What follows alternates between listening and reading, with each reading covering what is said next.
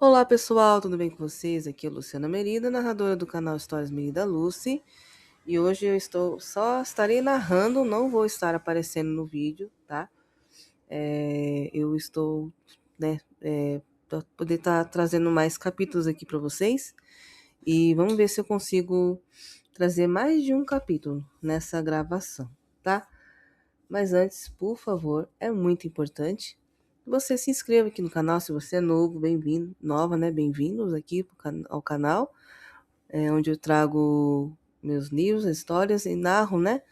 As minhas histórias aqui primeiro, para depois eu lançar na Amazon, na Wiclap e na Clube de Leitores, tá bom?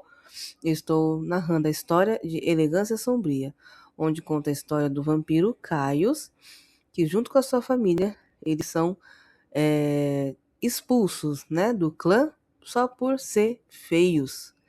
E Caius, que depois, mais tarde, vai virar Benjamin, né, e vai para Paris com a família realizar o sonho de ser um grande estilista famoso e trabalhar na maior agência de modas lá na França, lá em Paris, né? Então, eu espero que vocês continuem aqui comigo. Eu vou estar narrando o capítulo de número 4, tá? Então, comenta, né? Deixa o like e se inscreva aqui no canal para o YouTube entender que esse canal aqui é relevante, tá bom? Então, sem delongas, vamos para o capítulo de número 4. O Portal Secreto e a Identidade em Paris. O portal de Alexandre era um abismo de metal e sombras. Ao atravessarem, não houve suavidade. Foram puxados por uma força centrífuga que parecia querer separar a carne de seus ossos imortais. Quando Benjamin abriu os olhos, o ar não cheirava mais a mofo, em terra úmida. O ar de Paris tinha um gosto metálico, misturado com fumaça, perfume barato e o pulsar de milhões de vidas. Ele sentiu uma náusea profunda, a ressaca do portal. Mãe? Pai? Benjamin chamou, a voz ainda trêmula. Ao seu lado, no chão de uma estação de metrô abandonada e gélida, seus pais e Paola começavam a despertar. Paola massageava as têmporas, enquanto Celine, a gata, sacudia o pelo com indignação, como se o portal tivesse ofendido sua dignidade felina. Nunca mais, resmungou Paola. Da próxima vez eu prefiro voar. Eles sabiam que a fuga ainda não terminara. Para chegar ao coração da cidade, precisariam cruzar o território dos lobos na rua 666, um enclave onde a segurança era feita por vampiros mercenários, que não serviam a rei nenhum, apenas ao dinheiro. Ao chegarem ao guichê de ferro de passagem secreta, um vampiro ancestral cujos olhos amarelados denunciavam seus 5 séculos de idade mediu Benjamin de cima a baixo com desprezo. Então é você o famoso banido de Draconian? O mercenário soltou uma risada seca. Agora entendo o motivo. Ladriel sempre teve bom gosto para a estética. E você? Você é uma afronta ao que somos. Para onde pretende ir com essa feiura? Para o futuro, respondeu Benjamin sem hesitar. Aqui estão as passagens. O guarda conferiu os documentos timbrados pela bruxa Merinda. O selo mágico era inquestionável. Com um gesto de má vontade, ele abriu o portão de ferro.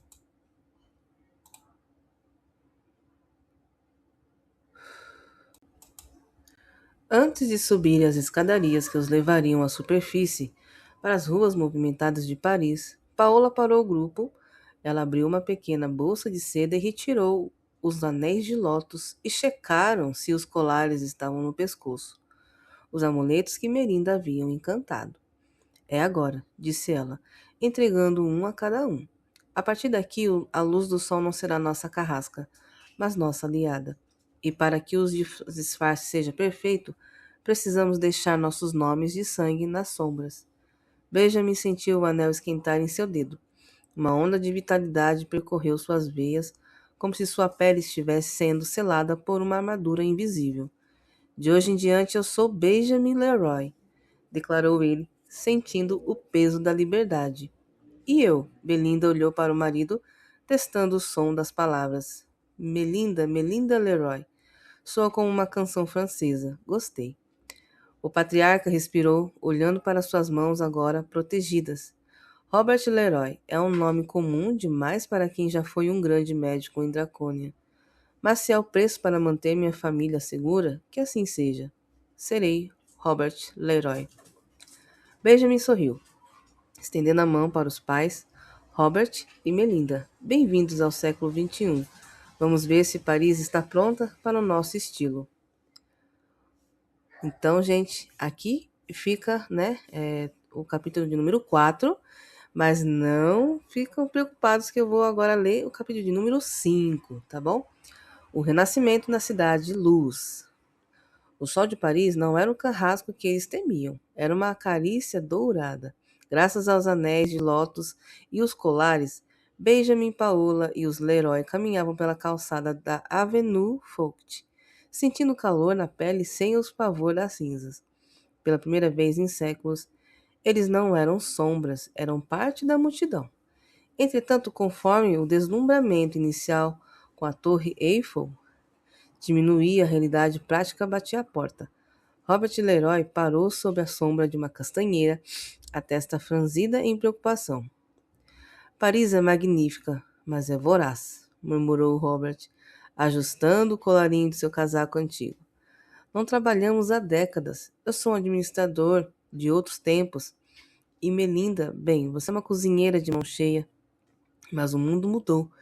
E você, meu filho, tudo o que sabe sobre finanças e moda, eu lhe ensinei entre as paredes da casa. Como provaremos quem somos? Benjamin sorriu, mas quem respondeu foi Paola. Ela retirou de sua bolsa uma pasta de couro envelhecida, entregando-a a Robert. Melinda não nos deu apenas o direito de caminhar no sol, disse Paola com um brilho astuto nos olhos. Ela nos deu uma história. Robert abriu a pasta com mãos trêmulas. Seus olhos saltaram ao ver selos oficiais, marcas d'água e assinaturas de prestígio. Eram diplomas e certificados de humanos, que por algum motivo não precisavam mais deles, ou que Melinda havia criado através de sua magia de distorção de realidade.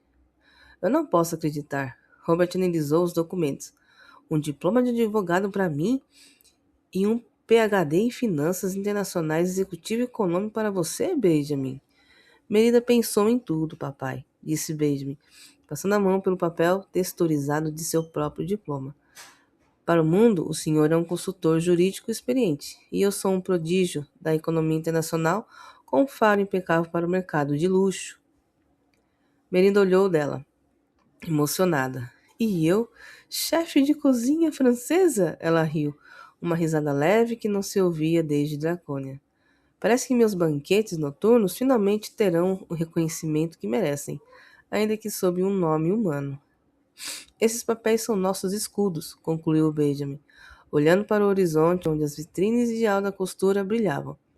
O senhor me ensinou tudo o que eu precisava em casa, pai. Agora eu vou usar esse conhecimento para construir um império onde Ladriel jamais poderá nos tocar.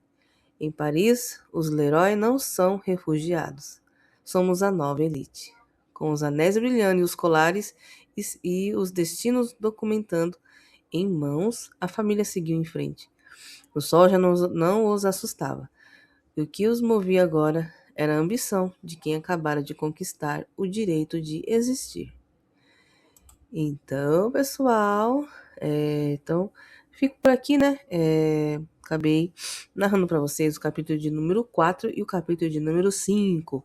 Então, aí, vamos ver o que vai acontecer com essa família, né? Esse impacto, né? Essas novas identidades que eles têm, para poder manter aí, né, o segredo de que eles são vampiros, né? Ninguém ali de Paris pode imaginar que estão diante de vampiros, né? Então, eles acabaram adotando essas identidades aí, né?